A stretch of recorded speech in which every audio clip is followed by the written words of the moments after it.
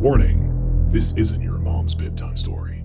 The following content contains graphic gore, foul language, shocking scares, and enough big hair to make a glam rock band jealous. Once you press play on this tale, there's no stopping. Proceed at your own peril.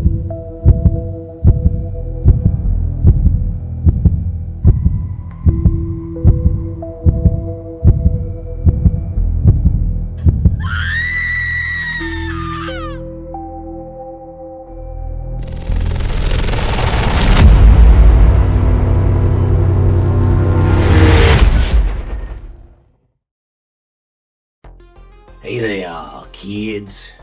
Y'all having trouble trying to sleep now?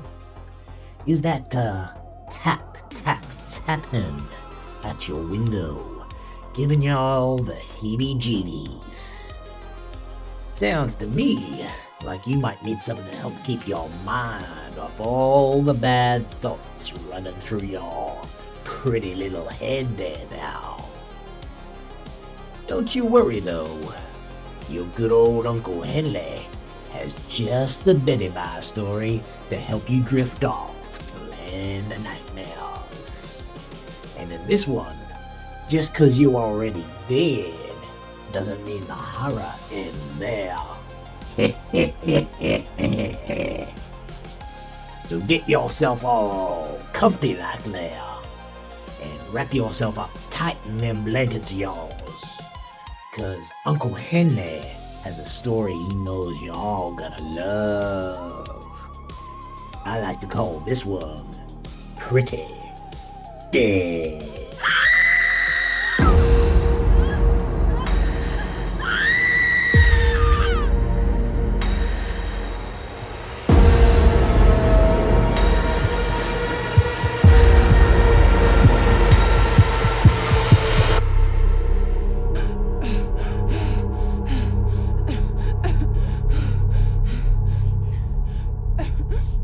My feet burn with every lunge forward along the dry ground of the woods.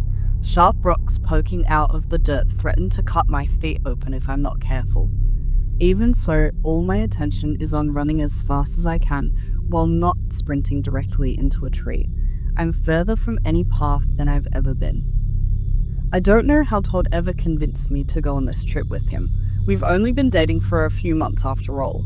I clutch the pink heels in my hand and hold up my skirt from the ground. The only thing worse than getting murdered would be getting such an expensive outfit dirty. As I keep running and the woods grow quieter, I begin to feel something crawling along my spine and a voice screaming in the back of my head.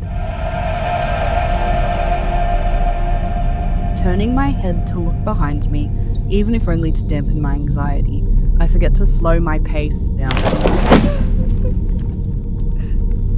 After my impact with a tree, I quickly look back behind me once again, searching through the shadows created by the thick canopy of leaves above.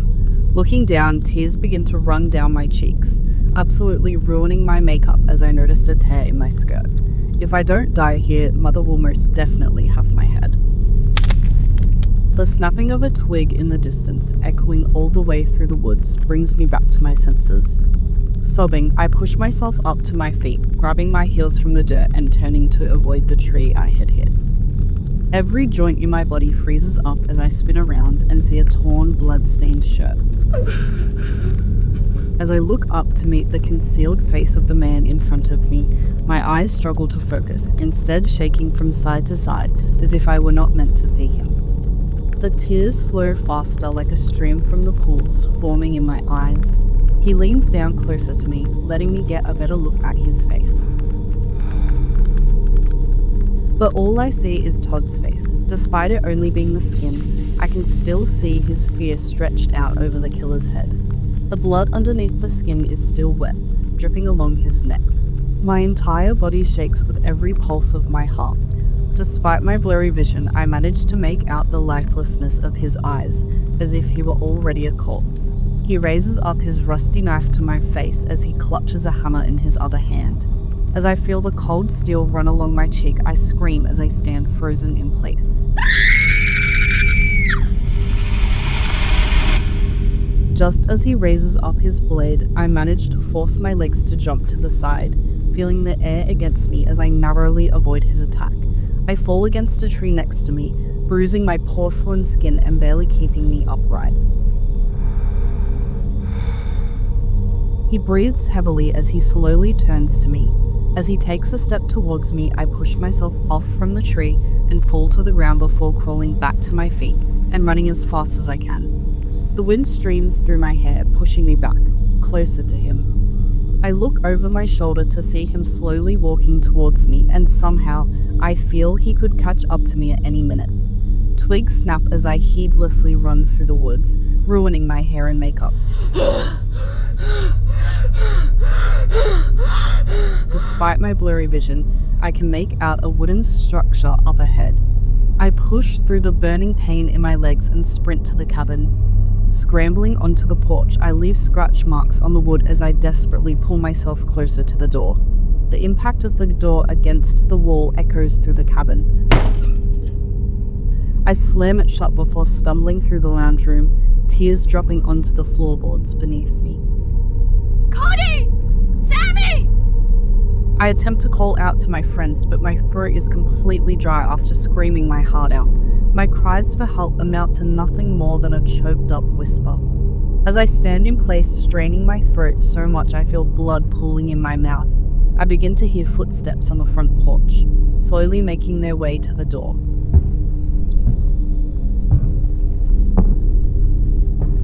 As fear wraps around my neck, I stop trying to scream altogether and, in exchange, cry a flood of tears. My legs buckle in weakness, and I almost fall over before catching myself on the wall. I make my way into one of the bedrooms just as the door flies open.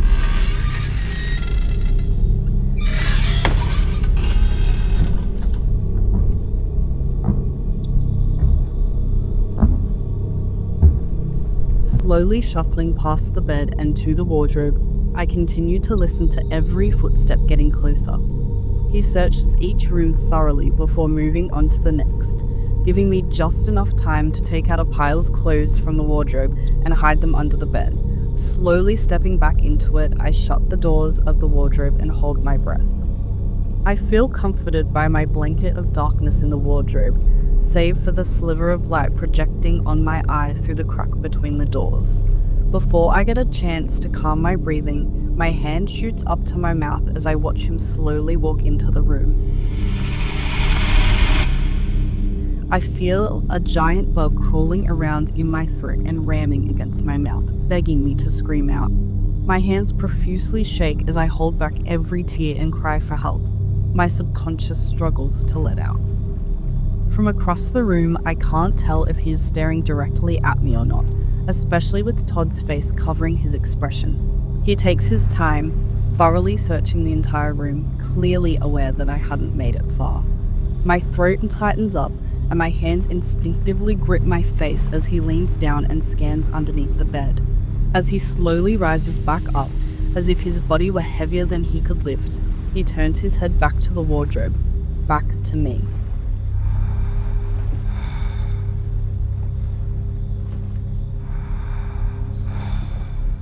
I cry and shake more with every step he takes closer. Surely someone will come save me. Surely Cody or Sammy escaped and got help. Surely he doesn't think I'm in here, right?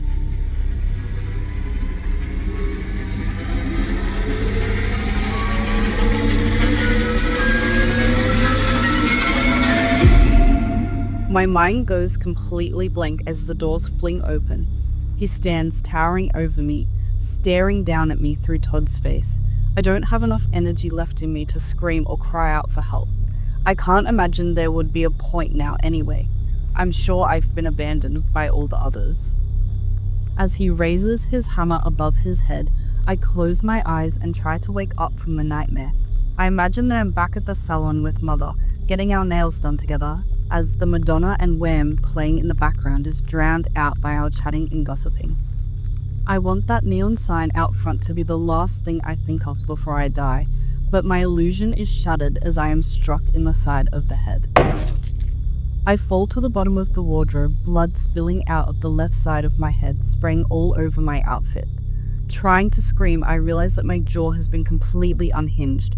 only hanging on by a thin piece of flesh. I feel the air against the inside of my skull. He raises his hammer once again, making sure that I am looking up at him before slamming it back into my face.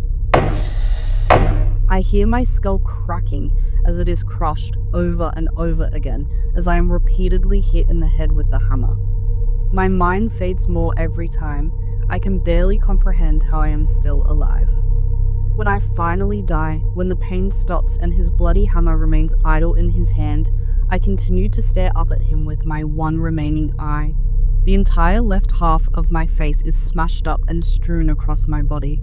The blood and chunks of flesh run along my body, down to my legs and up to his already blood-stained shirt. My skull is brittle, and my brain leaks out of what remains of my left eye socket. The rest of my body lies limp and coiled up in the corner. His eyes widen as he stares at me, and his breath quickens. Todd's face stops me from being able to tell if he's angry or excited. At this point, I can't even tell if that was Todd's face to begin with. It's so torn up that it could be anyone's. I lie calmly as he takes each heavy step toward my corpse and leans down, grabbing my leg so hard it bruises almost immediately. Not a hint of fear or panic makes itself known to me. He paints the floors with my blood as my body is dragged along the ground, leaving a crimson path leading to the place of my death. The ceiling washes over me like the rippling surface of the ocean, as the wounds on the back of my head are stretched out and torn further open. As I am gradually pulled out of the room and closer to the cabin door, I take notice of the vintage imperfections of the ceiling. The planks push against each other and flow like waves in a rainbow of brown shades. I begin to notice the dimly lit lamps completing the rest of the room. Thinking back, when I first arrived at the cabin with Todd, I was disgusted with how little notice I took of each room. He didn't seem to care too much though, since he was more excited to spend his holiday with us. I don't know how I didn't notice his smile as we stepped inside. My thought process is interrupted by my head slamming against the door as my body is dragged through the door frame and out onto the porch. A circular blood spatter stains the door, dripping down and connecting with the rest of the trail left behind by my remains. I begin to wonder how my makeup looks now. The dead don't need to be pretty. For a moment I am blinded as I am taken outside. My right ear is filled with the sounds of the leaves rustling in the forest as my other remains completely silent, giving room for my thoughts. As my eyes adjust, I finally see the rolling clouds flowing above me, like curtains for the sun. Feeling the breeze against my skin, I don't mind the air flowing through my eye socket and around inside of my head before making way for more. The wind finally makes my mind feel clear and clean, as if everything that made me unique had been washed away as soon as that hammer hit my head. My head bounces up and down repeatedly as my body is dragged down the short flight of wooden stairs. Each step is coated in a crater of blood with every impact. The blood quickly dries in the harsh sunlight as I feel the same being done to the inside of my head. Dust is kicked up into my skull as I am dragged along the barren dirt path leading to the cabin. As my head rolls over to the side, the lake by the side of the cabin comes into view. The first thing I notice is the sunset reflecting off the shimmering water, like hundreds of stars dancing along an ice rink.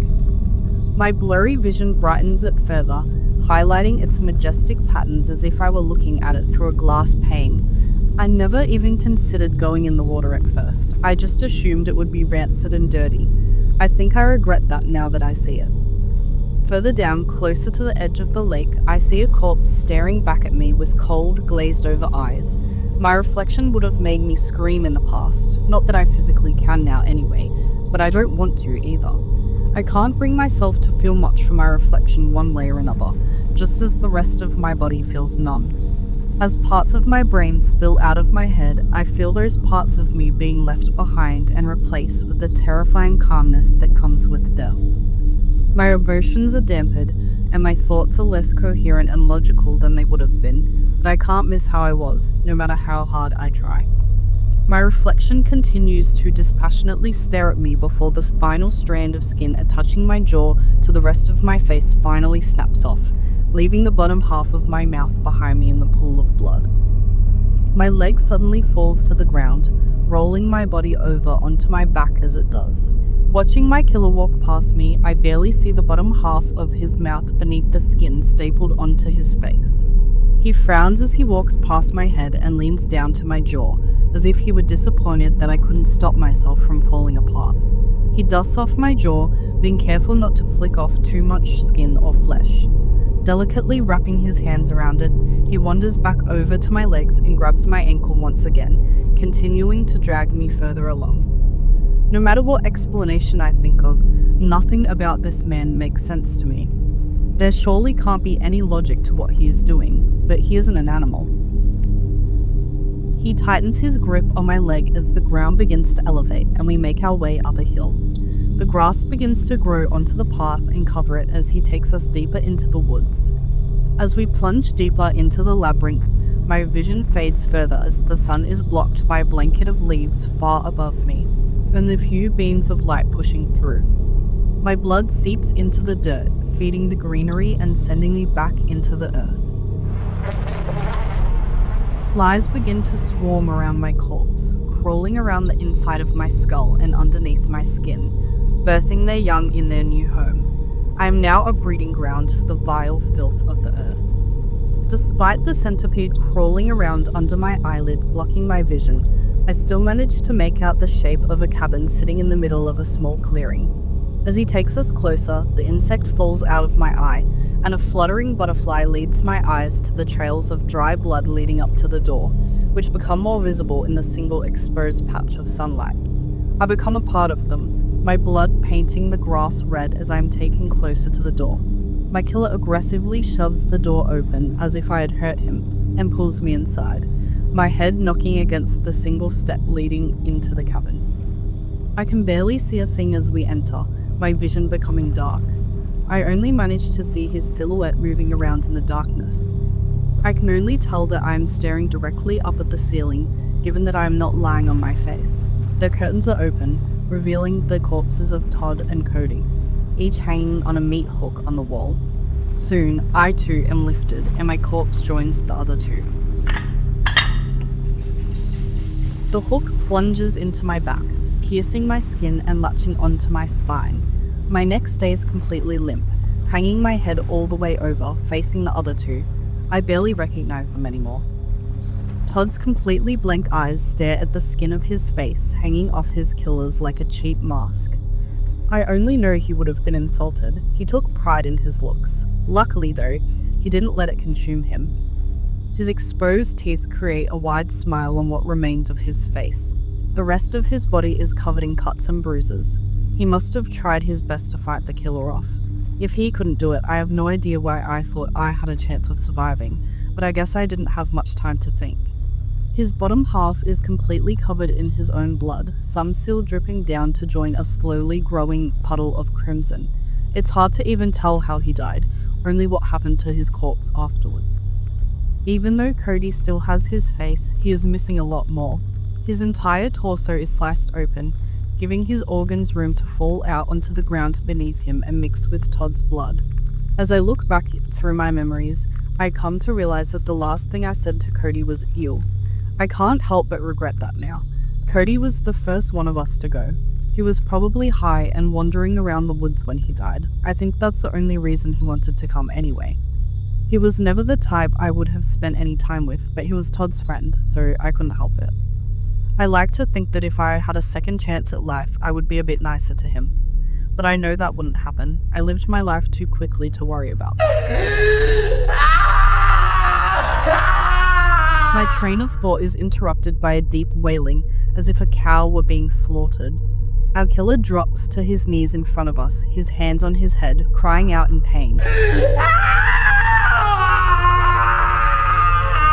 Picking up his knife, he stabs Todd several times in the chest, spilling blood all over him.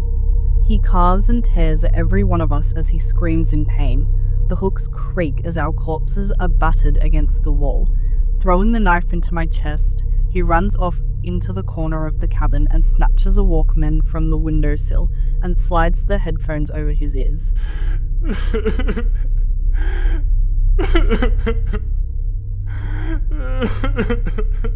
He rocks back and forth with his arms wrapped around his knees as he groans in pain and listens to whatever is playing through his headphones.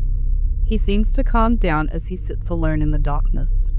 Through the skin stapled to his face, I see his eyes wide in terror as he stares at our corpses. Is he scared because he thinks we're alive or that we're dead? For a few moments, the cabin is completely silent save for the creaking of the meat hook, which resonates through my body. As time passes, my joints begin to stiffen and my corpse grows cold as my blood dries, attaching me solidly to my hook. After having been knocked around, I get a good view outside of the singular window across from where I hang. A spider crawls along the dirty glass, returning to its delicate home in the top corner of the ceiling. It continues to crawl unfazed as a crow arrives and begins to tap at the window, failing to understand why it can't eat the arachnid. It tries for several minutes before finally leaving as the spider crawls back to its web. I used to hate spiders. I also used to hate birds. A muffled motorized noise slowly approaches from the outside of the cabin door, cutting through the silence and disturbing the peace. Just as the killer takes off the headphones and raises himself from the floor, Sammy bursts through the door, chainsaw in hand.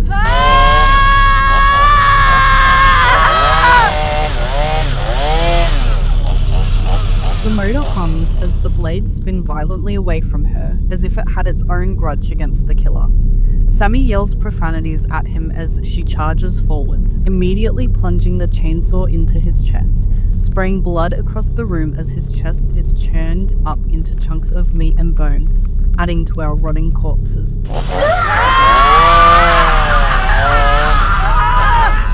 The two both yell out in pain and in anger, echoing throughout the room before the killer's screams slowly fade. Even after his body goes limp, Sammy keeps chopping away at him as if she can't control herself.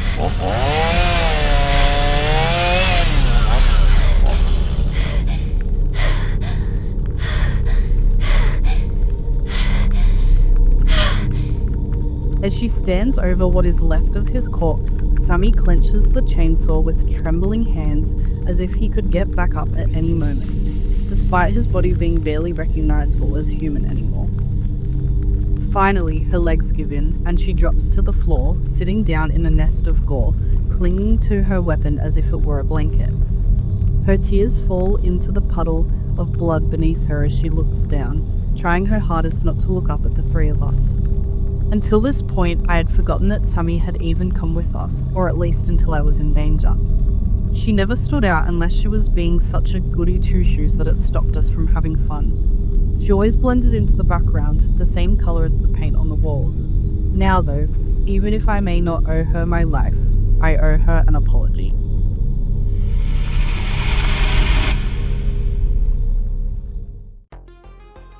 Well now, wasn't that just a wonderful little Betty Bye story? It sure put your good old Uncle Henley in the mood for his own special bedtime routine. You should probably try and get some sleep now, if you can. Don't you worry though, if you get frightened during the night, just go and take a look-see under your bed, and you'll find your good old Uncle Henley hiding there, ready and waiting to rock you back into the land of neon nightmares. Until next time, kids.